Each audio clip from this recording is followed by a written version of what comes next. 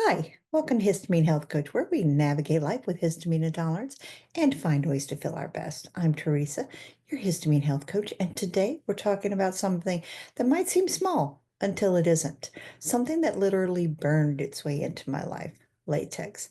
No, this isn't just about latex gloves or balloons, although those can definitely be an issue.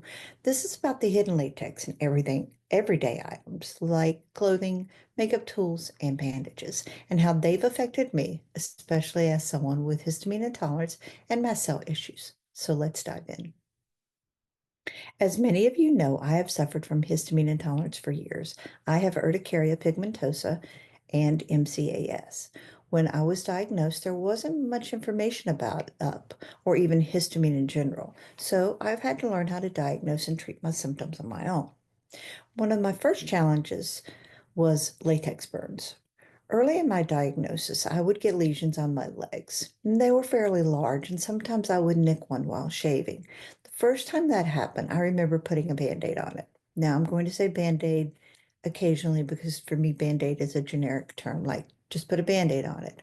Well, this band-aid resulted in inflamed, red, irritated skin that took days to heal. It was like I had burned my legs. This has happened many times over the years until the internet shed some light on the issue of latex in bandages. Now, I only get burns if I forget to request bandages that are latex free when I'm having blood drawn. But when I forget, I have a visual reminder for days.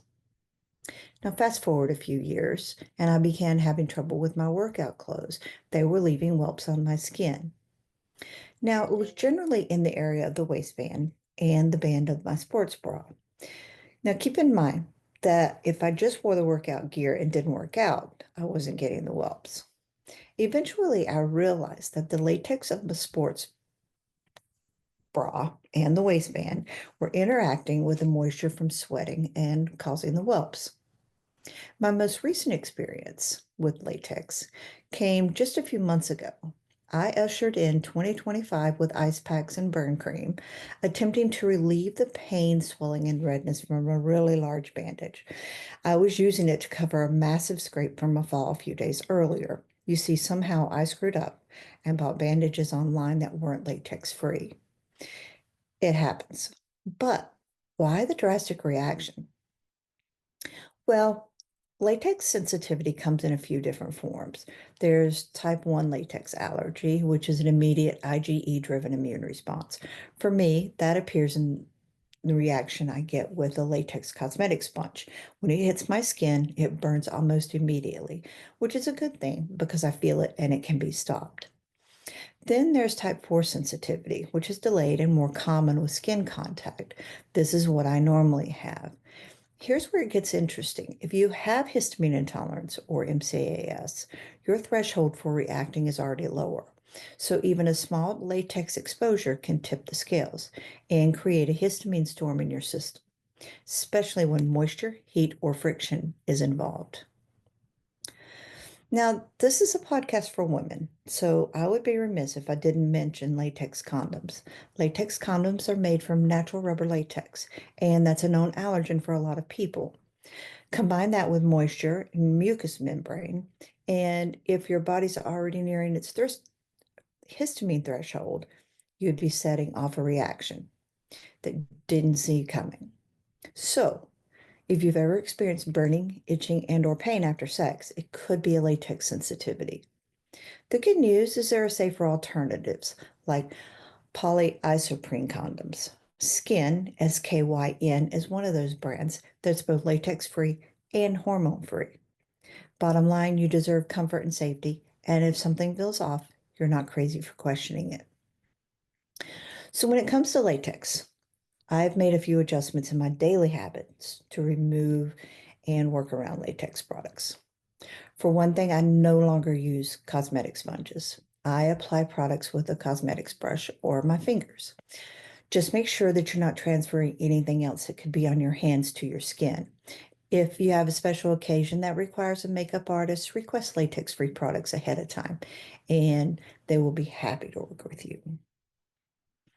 I make it a point not to use latex gloves in my house. And when I visit the dentist or the doctor, I make it a point also to mention that I am sensitive to latex products. When I forget, I pay for it. I have repeatedly left the dentist office with burns in the corners of my mouth, and I've mentioned it to the woman who routinely does my manis and pedis, and you can never be too careful. I have an ongoing problem with blisters on my ankles from my walking shoes, and I have found that Compeed bandages work well for that. Otherwise, when I need a bandage, I use Next Care products. So the Next Care brand is latex free, and they are my go-to.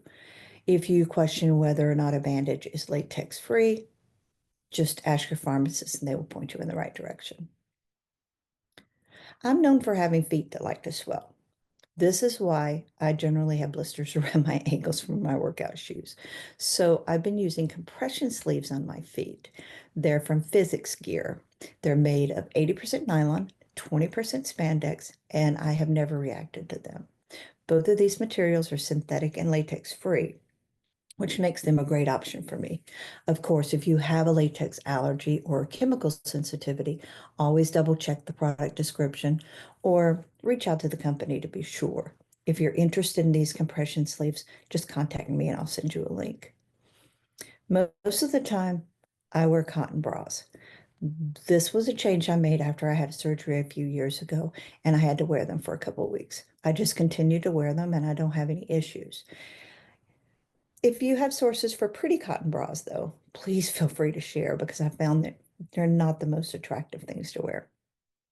For workouts, I wish I could say I've replaced all of my latex with cotton, but I haven't. It's just really careful to peel off the wet clothes right after I work out. Lingering in the wet clothes has proven to be reactive for me, and I'm sure that when I need new stuff, I'll start looking into switching to latex-free products, more cotton-based. I share this because if you're dealing with skin issues you can't quite explain, or if your histamine symptoms seem to flare after certain workouts or wound care, you might want to take a closer look at latex exposure. It's sneaky and it's everywhere. Our bodies are always speaking to us, sometimes in whispers and sometimes in full-blown burning welts. And the more we listen, the better we get at avoiding the things that push our systems over the edge. If you've had a similar experience or want to know more about how histamine intolerance shows up in surprising ways, come hang out in our private Facebook group. It's called I Don't Eat Leftovers. It's for women like us dealing with the surprises that come our way. If there's a topic you're curious about and would like to know more information about, simply email me at teresa@histaminehealthcoach.com. I'd love to get to know you and help you calm your symptoms. Until next time, stay curious, stay kind to yourself, and keep listening to your body. Have a great day. Bye.